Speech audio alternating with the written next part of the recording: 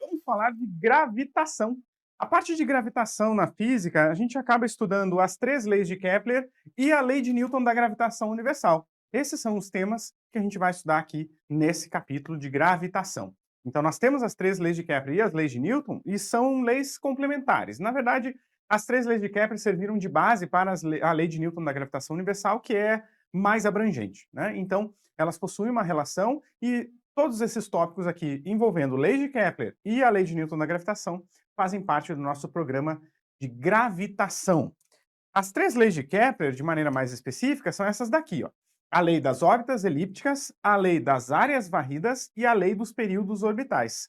Essas são as três leis de Kepler que a gente vai conversar mais detalhadamente aqui, cada uma delas, tá? Então, as leis das órbitas elípticas vai nos trazer a ideia justamente de que a órbita dos planetas em torno do Sol são elípticas.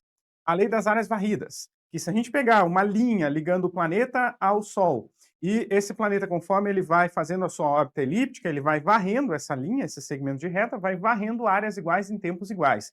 E isso vai nos trazer, essa relação matemática vai nos trazer algumas consequências físicas também do movimento dos corpos em órbita. E a lei dos períodos orbitais vai trazer uma relação matemática entre o tempo que leva para o planeta dar uma volta completa em torno do Sol, ou seja, do ano do planeta, né, de um ano para aquele planeta, com a distância dele em relação ao Sol, que tem uma ligação bem particular. Tá? E essas são as três leis de Kepler.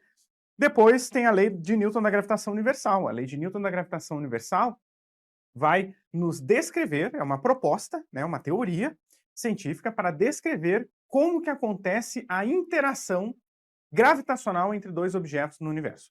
Então, se nós temos dois corpos no universo com massas, a lei de Newton da gravitação universal vai nos dizer que esses dois corpos se atraem mutuamente permanentemente, ou seja, tudo que tem massa no universo está tentando se atrair e se juntar e se aglomerar, com uma ação chamada de força gravitacional, certo? E que é simplesmente atrativa, ou seja, ela é sempre atrativa.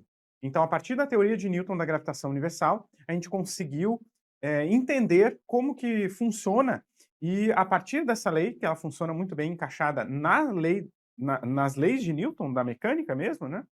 Então, a gente consegue, a partir da força de atração gravitacional, descrever os movimentos dos corpos celestes e as órbitas dos corpos, como, por exemplo, descritas pelas leis de Kepler também.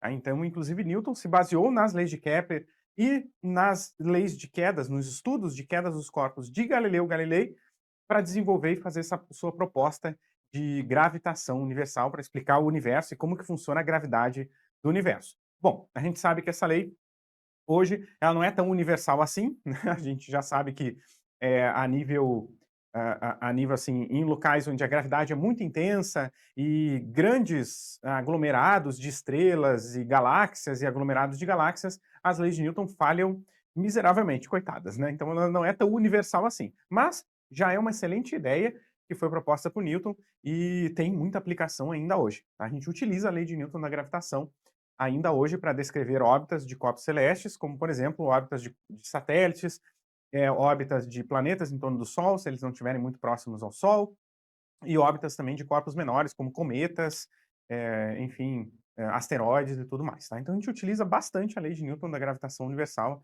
ainda hoje. Certo? Então, isso é gravitação. Vamos falar sobre leis de Kepler e falar também sobre a lei de Newton e as suas aplicações e implicações.